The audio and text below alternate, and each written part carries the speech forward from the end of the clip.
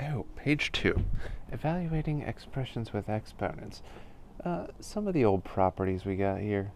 When you raise a power to a power, x to the third raised to the fourth, you multiply them.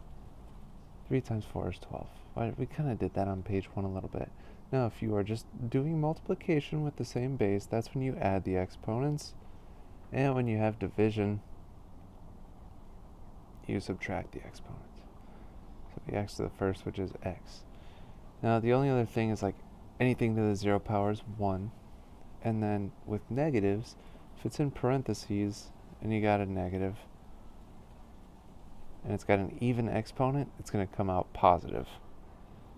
And if it's odd exponent, it'll come out negative. Now, it does make a difference if the negative is in the parentheses or not. Okay. We get it, Mr. Plant.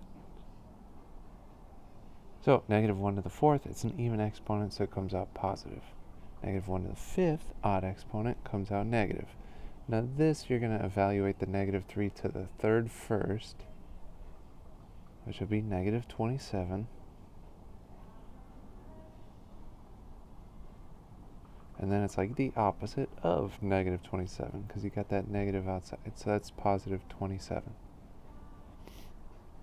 Problem 4, you have something to the 0 power, so it's 1. Anything to the 0 power equals 1. But the difference on number 5 is you don't have the negative in parentheses, so that makes it negative 1.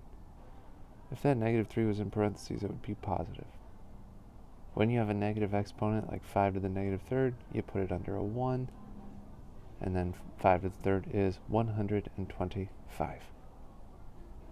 Alright, we're simplifying stuff. So 2 to the third, 2 times 2 times 2, that's 8. 3 squared is 9. I guess I just made $1 on teachers pay teachers. And negative 1 to the fifth, it's an odd exponent, so it'll come out to negative 1. 8 times 9 is 72 times negative 1 is negative 72.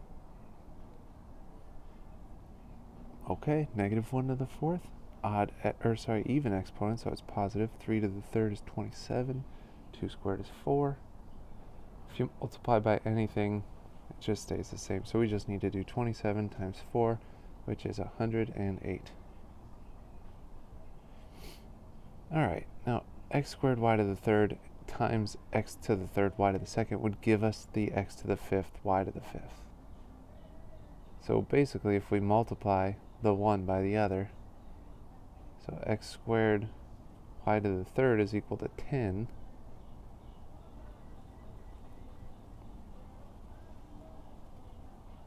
And x to the third y squared is 8. So then we're just doing 8 times 10 to get our final product, which is 80. So we'll have x to the fifth, y to the fifth is equal to 80. Alright, let's get down here to the square roots. So remember, you're looking for perfect squares. So things you could square root. 4 is 2 times 2, 3 times 3 is 9, 16, 25. This goes on forever. But if you kind of know them up to 100, you're in good shape. So 49 is 7 times 7. So we're looking for these that go into our radicals. Square root of 64, it's a perfect square, it's just 8. And 196 is also a perfect square.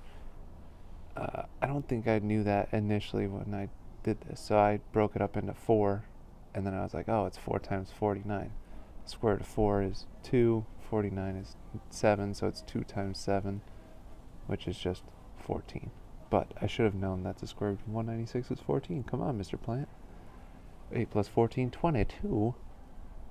Alright, 40, that's 4 times 10. And 4 is a perfect square. 160 is 16 times 10. Square root of 4 is 2. So we have 2 root 10. Square root of 16 is 4. 4 root 10. Now they're both root 10, so we can add them. 2 plus 4 is 6 root 10. Do not add the stuff in the root. Same thing, we're going to break them down. So 243 is 81 times 3. 12 has 4 in it. 4 times 3 And 27 is 9 times 3. Simplify all our perfect squares. 9 root 3. Square root of 4 is 2, times 5 is 10.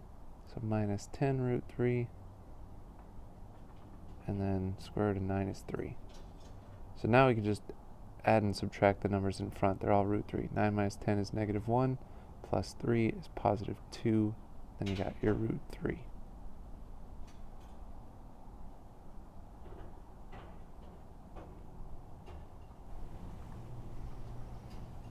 Okay. So breaking down our perfect squares.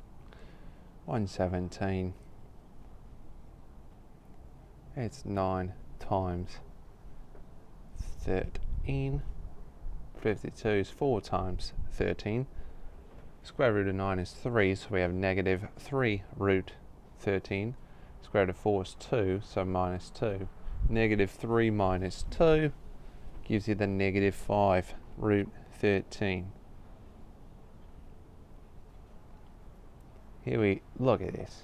17 times 51. Now that's going to be a huge number, but check this out, this little trickery. Root 2 times root 2 would be root 4, which is 2.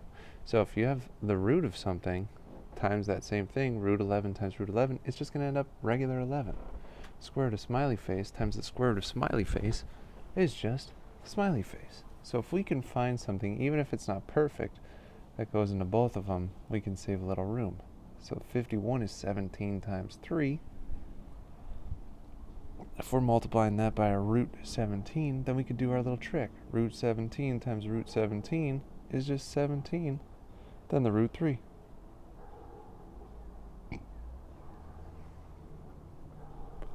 We could do the same trick here. Something that goes into 35 and 15 is like 5. So 35 7 times 5, we got the 2, and then the 15 is 5 times 3. So let's bring down our stuff here. We got 2.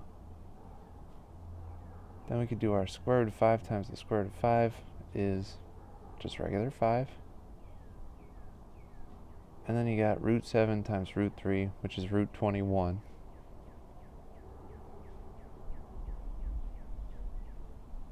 Alright, I guess I wrote it in 2 steps here. So you could do 2 times 5 is 10, 7 times 3, 21. There we are. Hey. Alright, now we're doing division, but we got our perfect squares that we were dealing with before. We just, on problem 4, we used 117 and 52. So that's how I knew the 9 times 13 pretty quick. Same with 52 is 4 times 13. Now you could simplify the root 13s off both of them. So 14 times square root of 9 is 3, square root of 4 is 2. And then you can simplify this. 7 and 14, 14 divided by 7 is 2, and then you could cancel out a 2 for a 2. And we're left with 3 over 1, which is 3. 7 root 5 squared. Remember, you have to square each part, so 7 squared is 49. Square root of 5 times the square root of 5 is root 25, which we know is 5. And then 49 times 5 is 245.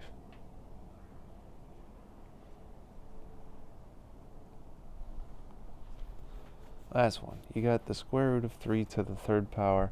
You could bring that third power inside and it's the same.